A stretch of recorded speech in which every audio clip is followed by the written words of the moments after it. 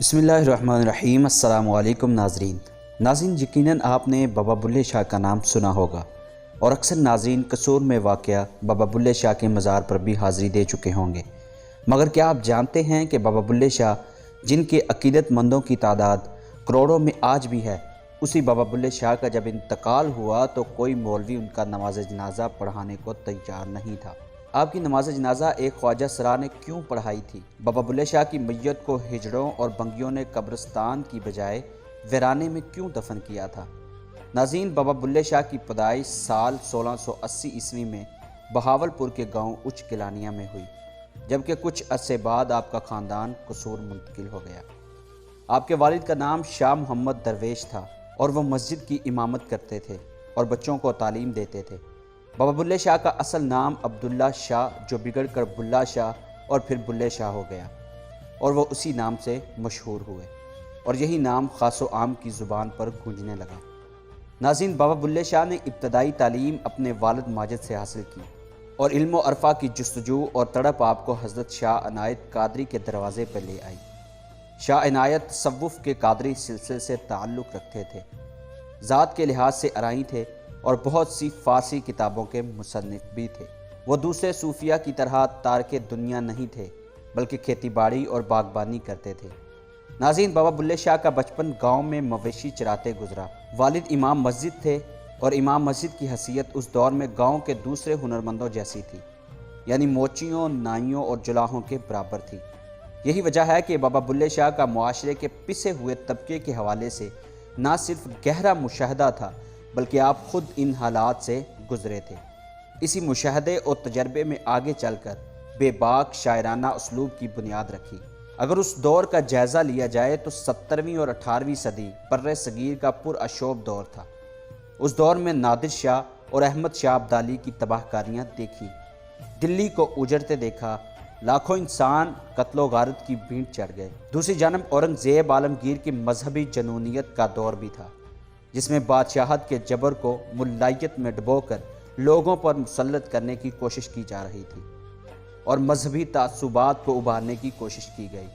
جبر و استبداد اور ظلم و ناانصافی کو نماز، روزے اور ٹوپیاں سینے جیسی علامتی کاموں میں لپیٹ کر رکھا جانے لگا، جبکہ دوسری جانب اس انتشار اور مذہبی جنونیت کے خلاف ادبی اور فکری سطح پر ایک بے مثال رد عمل بھی سامنے آیا۔ ناظرین، اسی دور میں پنجاب نے بابا بلے شاہ اور وارث شاہ کو جنم دیا۔ سندھ کی دھرتی پر شاہ عبداللطیف بھٹائی اور سچل سرمست نے انمنت نقوش چھوڑے، لیکن اس دور کے بے مثال شعراء میں یہ اعزاز صرف بابا بلے شاہ کے حصے میں آیا کہ ان کے اشعار، کافیاں اور دوڑے صرف پنجاب میں ہی نہیں بلکہ سندھ، راجستھان اور ہندوستان کے دوسرے علاقوں میں لوگوں کے دل کی آواز بن گئے، اور اس عظیم شاعر کی آواز ہندوستان کے ہر کونے اور ہر لہجے میں گونجی۔ بابا بلے شاہ کی شاعری اور زندگی مذہبی ملاؤں اور پنڈتوں سے نبرد آزما رہی۔ فرسودہ ذات پات کا نظام اور طبقاتی تفریق کو آپ نے خاص طور پر ہدف تنقید بنایا۔ گھسے پٹے کتابی علم سے نکل کر سماج کی زندہ حقیقتوں کو موضوع بحث بنایا۔ مذہبی بنیادوں پر نفرت اور جھگڑے پیدا کرنے والے متعصب اور جنونی مذہبیوں کے خلاف آواز بلند کی اور تمام انسانوں کو ایک انسانی برادری قرار دیا۔ آپ جب شاہ عنایت کے مرید ہوئے تو اس پر بھی ان کی برادری اور ملاؤں نے ہنگامہ کھڑا کر دیا، کیونکہ آپ سید تھے لیکن شاہ عنایت ذات کے ارائیں تھے جو کمتر اور گھٹیا سمجھی جانے والی ذات تھی۔ یہ بات ان کی برادری کے لیے قابل قبول نہیں تھی کہ ایک اعلیٰ خاندان اور قابل فخر نسبت کا حامل شخص نچلی ذات کے کسی فرد کے سامنے زانوائے تلمذ طے کرے، لیکن آپ نے اپنے سید ہونے کو ٹھکرا دیا اور سب کی مخالفت مول لے کر شاہ عنایت کو مرشد مان لیا اور اس نسلی تفاخر سے نکل کر اپنی تشکیل نو کی اور ایک انسان کے روپ میں سامنے آئے جو ماضی کے تمام تعصبات سے پاک ہو چکا تھا۔ ناظرین، اس بغاوت پر آپ کو خاندان، ذات اور اپنے ہم مذہبوں کی شدید مخالفت مول لینا پڑی، لیکن آپ ڈٹے رہے۔ نہ صرف یہ کہ ہر قسم کا لعن طعن برداشت کیا بلکہ اپنی شاعری اور عمل سے اس کا جواب بھی دیا۔ اس دور میں جب آپ نسلی تفاخر کو خاک میں ملانے کی پاداش میں زیر آتاب تھے، آپ نے گدھے پال لیے جو اس دور میں سب سے نچلے طبقے کا کام تھا۔